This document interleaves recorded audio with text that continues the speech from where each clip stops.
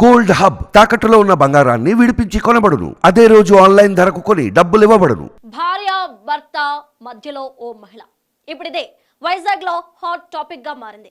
అసలు ఏం జరిగిందో ఒకసారి తెలుసుకుందాం. మిస్ వైజాగ్ తెలుగమ్మాయి అవార్డు గ్రహీత నక్షత్ర తన భర్త మరో మహిళతో ఉండగా రెడ్ హ్యాండెడ్ గా పట్టుకుంది. తనకు న్యాయం కావాలంటూ కూడాను ప్రశ్నిస్తుంది.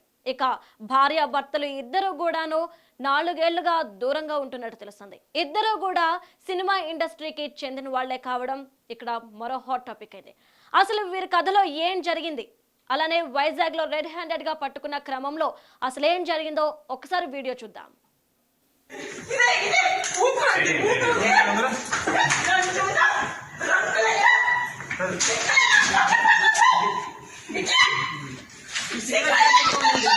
Media without private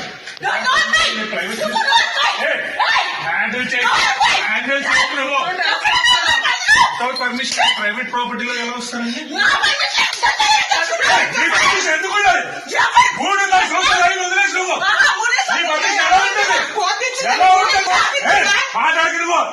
సంవత్సరాలు నాశనం చేస్తే నువ్వు 3 సంవత్సరాలు వదిలేస్తే ఇంట్లో ఒక కాకపోతే మీడియా ఉందని కొట్టలేదు అనుకుంటున్నాను. ఆడదాన్ని కొట్టే సంస్కారం మనుషులు కాదు.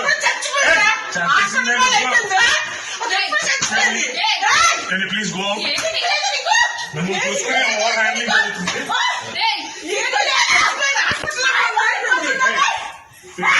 బయటకు వెళ్ళి పోలీసులు తెచ్చుకుంటారా? ఏం తెచ్చుకుంటారో తెచ్చుకోండి. బయటకు వెళ్ళండి. Media, please go. This is my private space and you have no permission to come. You have no permission to come. And need for తెలుసు. నేను కంప్లైంట్ ఫైల్ చేస్తే మీరు అందరూ ప్రాబ్లం పడతారు. ఈ private space and this is my office. Please go. Police department ఇది.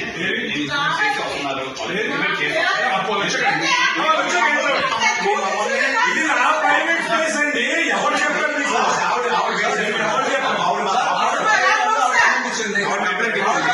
Police రాని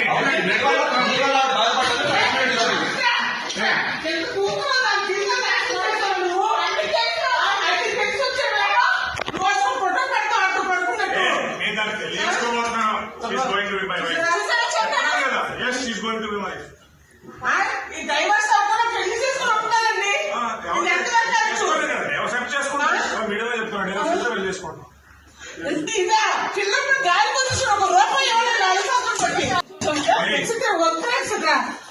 అలా మొగడు నీకు పిల్ల కోసం ఆలోచిస్తున్నావా?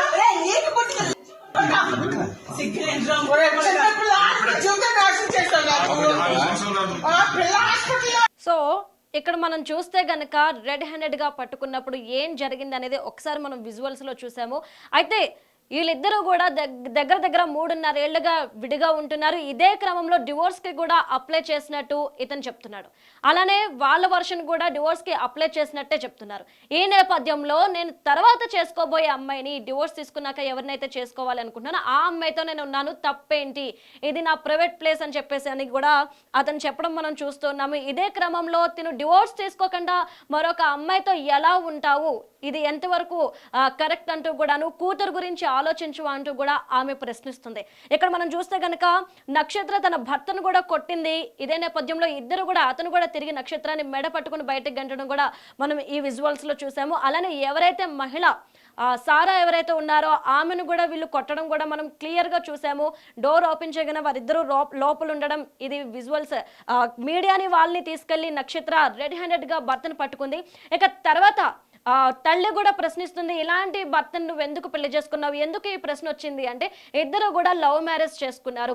ఆడిషన్స్కి వెళ్తున్న క్రమంలో ఆడిషన్స్ లో ఆమెను కలుసుకోవడం, ఇద్దరు లవ్ చేసుకోవడం, పేరెంట్స్ ని ఒప్పించుకొని పెళ్లి చేసుకున్నాడు. వీరిద్దరికి కూడాను ఒక పాప ఉంది. ఈ పాప గురించి కూడా ఆలోచించట్లేదు అంటూ కూడా నక్షత్ర ఆవేదన వ్యక్తం చేస్తుంది. మరి అసలు ఇంకేం జరిగింది ఈ కేసులో, వాళ్ళిద్దరు వర్షన్ ఎలా ఉంది అనేది కూడా మనం ఒకసారి తెలుసుకుందాం.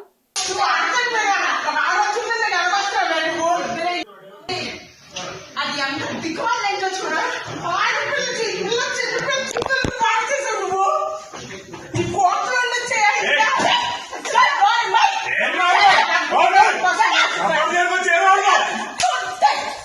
Hey, everybody, get out of my office. Get out of my office.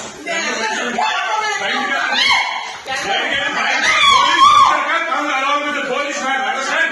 No man handling. All you're doing is trying to understand. There's no మా office. మమ్మీ నిలబడి అరే ఎవరు బయటకు రండి, అన్నమాట చెప్తున్నాం.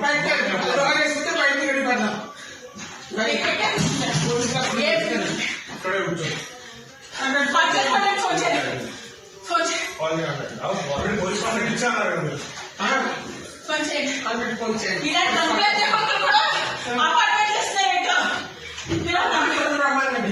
చిన్నపిల్ల జీవితం హాస్పిటల్ చచ్చిపోతుందంటే రాలేదు ఇలా ఒక ఆడతాను పడుకొని ఉంటాడు మనిషాడు నా కూసి జీవితం నాశనం చేసాడు అమ్మా, పోలీస్ స్టేషన్ లో చెప్పాలి. ఏ పోలీస్ కంప్లైంట్ ఫైల్ అవ్వా?